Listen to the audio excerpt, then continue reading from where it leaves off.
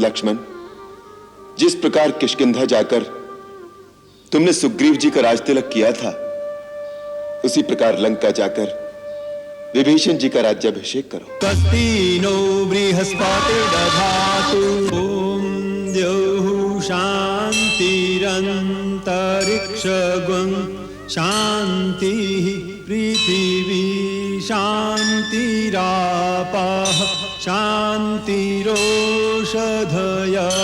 शान्तिः वनस्पतयः शान्तिर्विश्वे देवाः शान्तिर्ब्रह्म शान्ति सर्वज्ञं। मेरा प्रणाम स्वीकार कीजिए, मुझे आशीर्वाद दीजिए। इस भार को मैं उठा सकूं, ऐसी शक्ति मुझे प्रदान कीजिए कृपा सिंधु।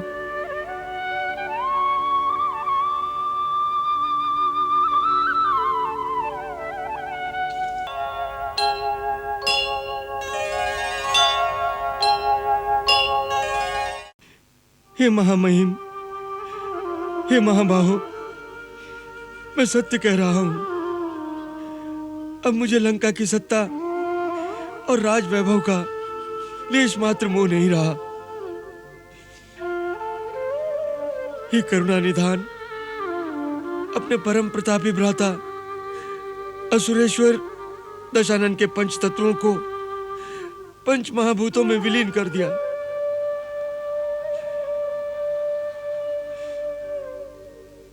अपने आत्मीय जन को अग्निमुख देने से अधिक करुणाजनक कठोर कर्तव्य जीवित मनुष्य के लिए दूसरा नहीं होता।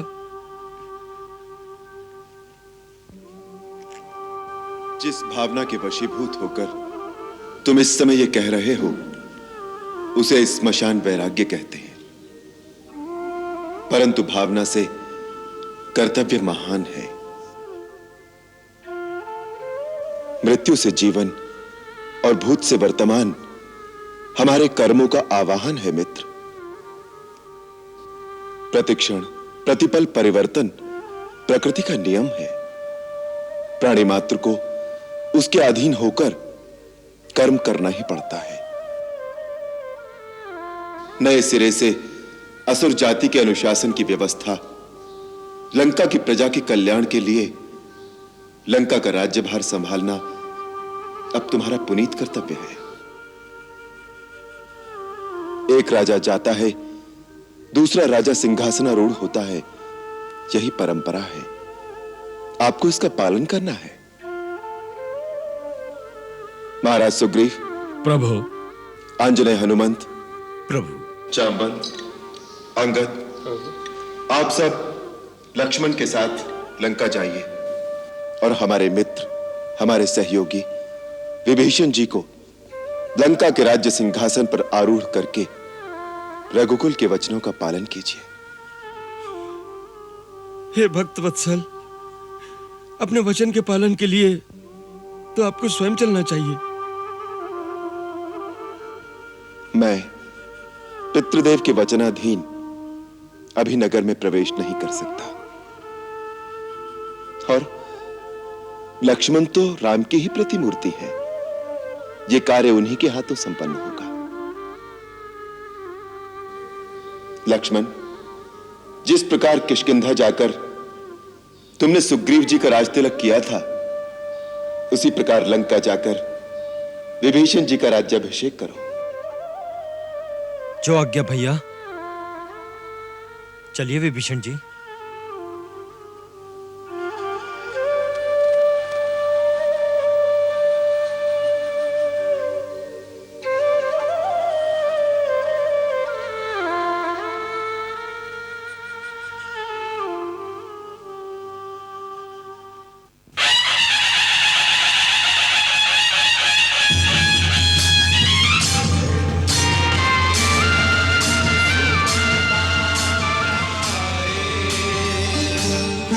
अस्मान् विश्वानि देव वयुनानि विद्वान् युद्धस्मज्जुहुराणमेनो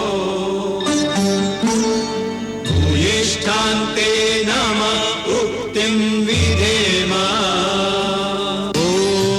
स्वस्ति न इन्द्रो वृद्धश्रवाः स्वस्ति न पूषा विश्ववेदाः स्वस्ति नस्तारक्षो अरिष्टनेमि स्वस्ति नो बृहस्पतिर्दधातु ॐ द्यौः शान्तिरन्तरिक्षगुं शान्तिः पृथिवी शान्तिरापः शान्तिरोषधयः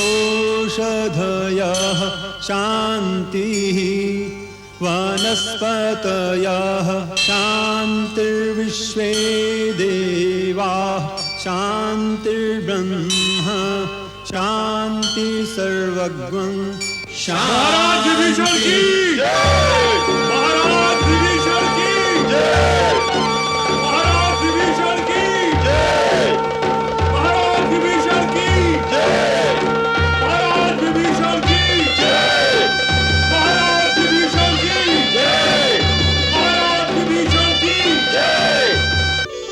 अभिवंदन अभिवंदन लंका नरेश महाराजा धीराज विभीषण अभिवंदन। रघुनंदन, मेरा प्रणाम स्वीकार कीजिए, मुझे आशीर्वाद दीजिए। इस भार को मैं उठा सकूं, ऐसी शक्ति मुझे प्रदान कीजिए कृपा सिंधु।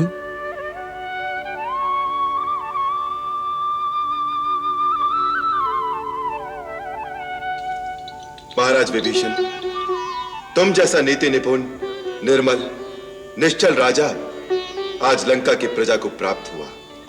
मुझे पूर्ण विश्वास है कि आप असुरों पर लगे अधर्म, अन्याय और अनीति के अपयश को मिटाने वाले आदर्श राजा सिद्ध होंगे।